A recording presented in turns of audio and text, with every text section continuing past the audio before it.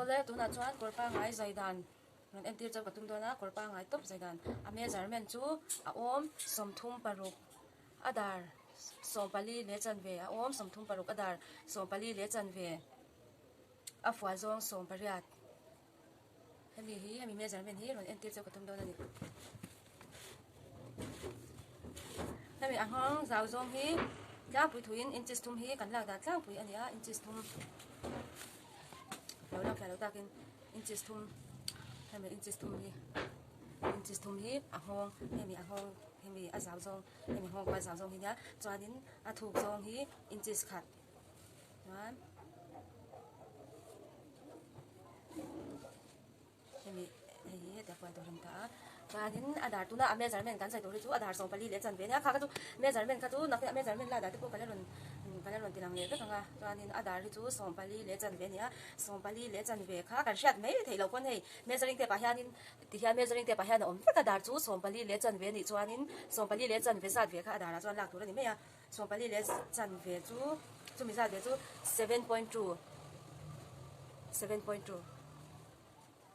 7.2 ni a kami kha a thuina tur nen chuanin sari le chan ve ha kan lo langa chuanin a om hi alen ve do wangin tun puan fan le fan lo ya in ang lawa puan fan lawa chuanin puan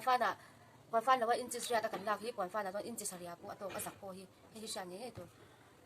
chuan a om len zong kha kan te le don ni a om len zong kha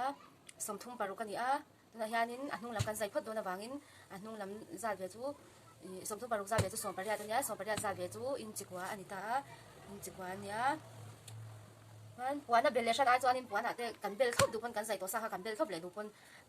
cha hian a thuina tur hi bel mai la inches khathi a thuina tur hi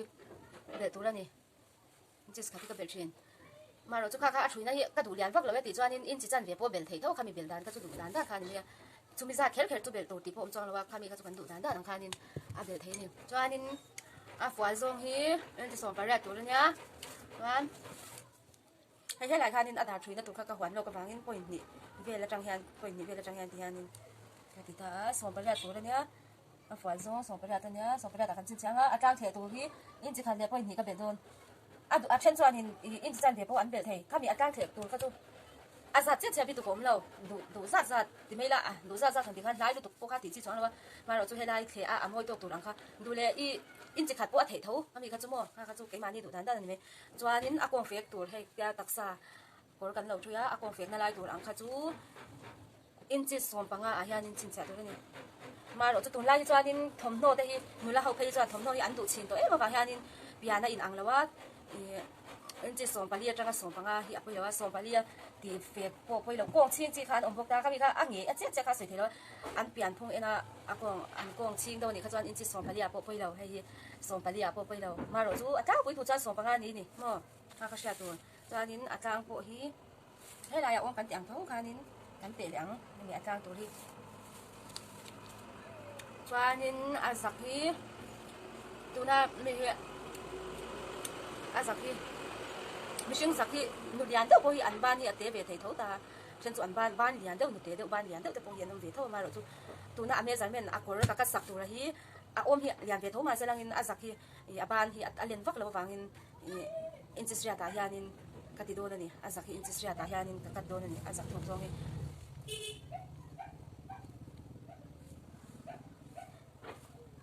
chuanin tuna an ban tuna measurement kala ka sai po hi aban hi entunan hei nu om tu ban lian box si kha ani chuanin inches ria ta po ria le chan ve a po apoi lo a fan lo pe chang kwa alak po hi apoi lo ni chuanin tuna chuanin adar hi inchi chan ve in lak oi tu la ni hemi adar lak oi hi mo hei hemi adar kan lak oi tu ri inchi chan ve in hemi inchi chan ve hi ya kala thina chumi po chu mishing pian hian an lo ma ba hianin an ma ni zir khanin inchi ya ai inchi khat do po zula oi ngai te po khan om ve tho mai lo kat chana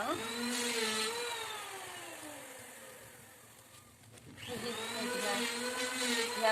ka ti kwa rai da ni chumo hela hi heta zu ti kwa heta kwa rai do heta zu kwa ki deu ka chuanin a ngong bua le ka hi amoi du lawa a har sa ta wang thin hianin heta kwa la da ka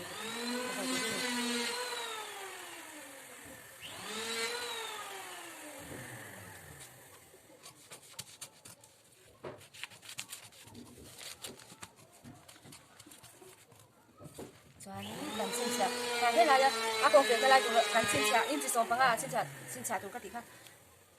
in chi kha ta thu ka zai fe tu ra ni mo he la kha in chi kha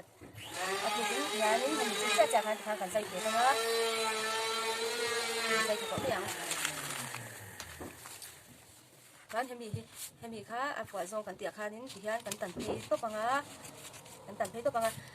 chuan in hemi he tia kan ngil phei to pi chuan he ti hian a tlang hi ai he tia in hian in se tiam he a pir ta vu ni chumo he lai pir vu ni ya lo pir vu lo nan in chi chan ve a tang hian ti hian in kan le to ra ni chuan ti kha in he kor nung lampang zai dan chu ani me har sa lo ni kor nung lampang zai dan he ti hian a pum to chuan ti hian ya tu na ti ka ron ti vel hi ka voi kha siam na tu na ya tu na lo kor ka ron se kor pa ngai zai dan ka ron siam ma video hi ko voi kha siam na tu ania ko voi kha siam na ni bangin i ka thiam lu tu lawa a video han in la dan le han ti vel dan voi ka thiam ba lo ma ro chu comment lama te share lo te i share thiam lo te in nei ni chuan in lo soi thina ga chuan in design dang sunday te a ke kor te thom no design sang sai dang kha ron chop chwa sak cheu ka tum do na chu mi kar la ka chuan in video dang te po ka ron da do na min lo subscribe ula ko ngai in chuan like kham lo me sak bok ula in nang mani ina in share do kat in du ang in share si lo khatia ang chi po kha in du chuan in comment lama khan in ron so yanga chuan in ron upload se ka tum do nya